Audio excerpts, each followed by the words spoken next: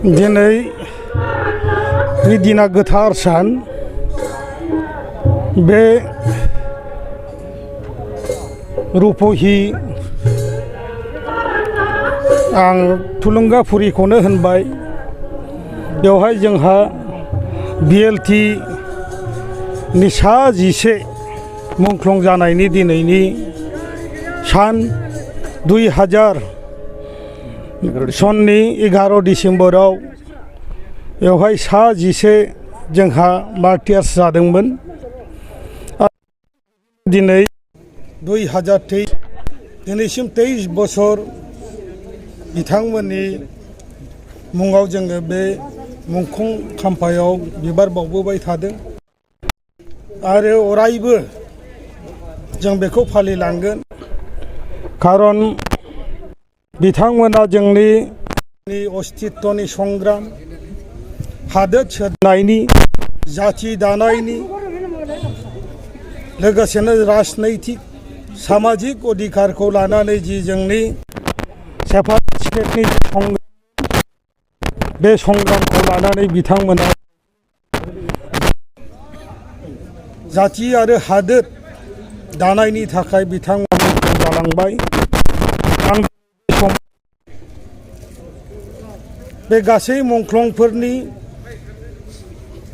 बिथांमोननि न'खर आरो जायफ्रा दिनै बड'लेण्ड सोरजिनो थाखाय 1987 निफ्राय जायफ्रा हारि दानायाव मुंख्लं जालांबाय, दिनै जों बिथांमोन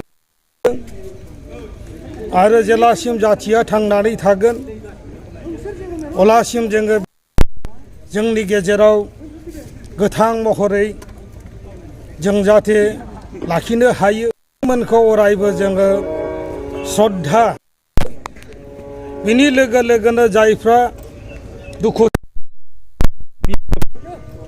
बिब' बिनानाव बिदा फंबाय, आं बिथांमोननो दिनैनि मुंख्लं साननि गेजेरजों जोंनि दुखु मोननाय आरो जोंनि श्रद्धाखौ जासिबाय आरो बिथांमोननि थुलुंगा जि जाथिनि थाखाय गावखौ बाउसोमलांबाय, बेयो जाथिनि थाखाय अरायबो होबाय थागोन। जाथिनि खामानि मावनो थुलुंगाखांहोबाय थागोन आरो जोंनि बर' जाथिया मोनसे दायित्व दङ। दिनै जोङो जि परिस्थितियाव मोनफैबाय, बिएसि बिटिसि दिनै बिटिआर जाबाय।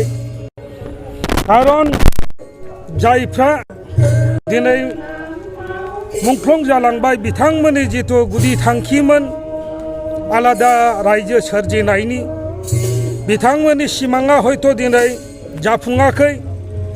जोंनि लक्ष्यआ आलादा हादोर दानायमोन आरो बिथांमोना बे आलादा हादोरनि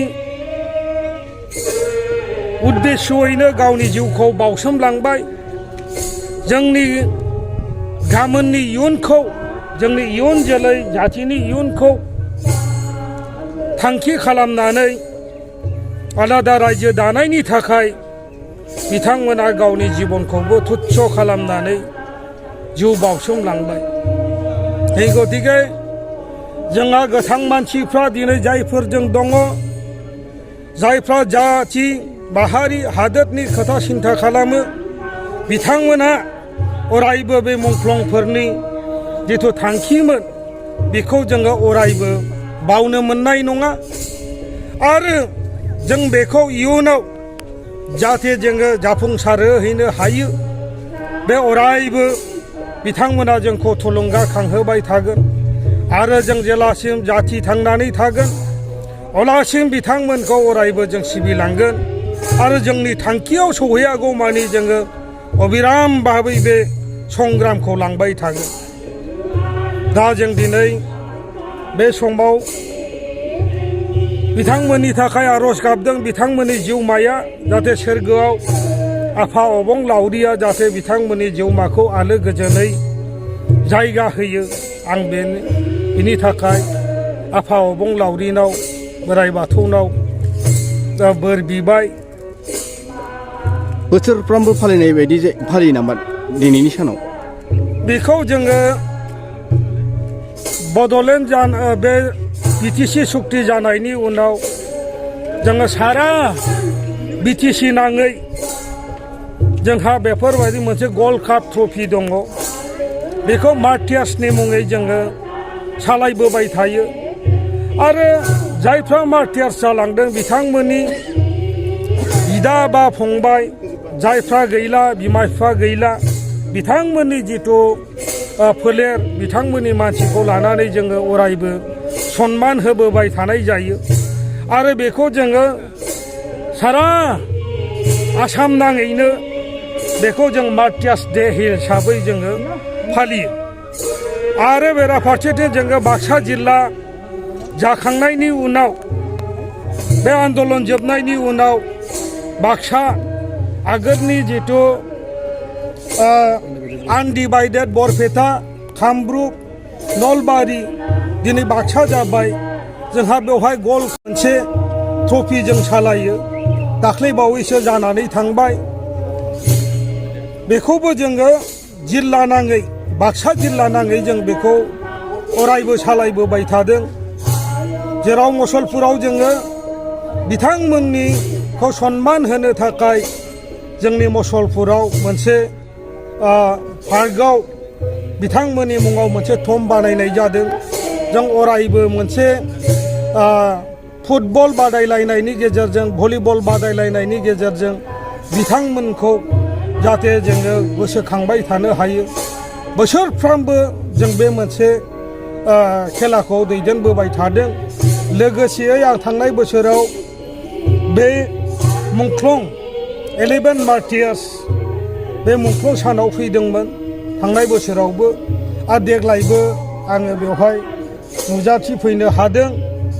आरो जों गोजोननाय मोनदों जे जोङो बिथांमोननि फेमिलिजों खनसे लोगो मोनलायनो हायो आरो बिथांमोननि श्रद्धानि गेजेरजों जों जाहाथे गावखौनो आरोबाव जोंनि जिथु दाबि दावा, जोंनि थांखि, बेखौ जाहाथे जोङो रायजोजों आरोबाव जोङो गोदानै बिथांमोननि जिथु थुलुंगा बेखौ जों लाखिबाय थानो हायो।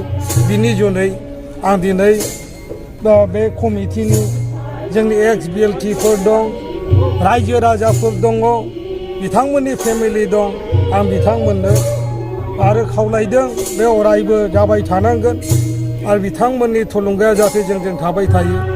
आं बेखिनिखौनो खावलायबाय।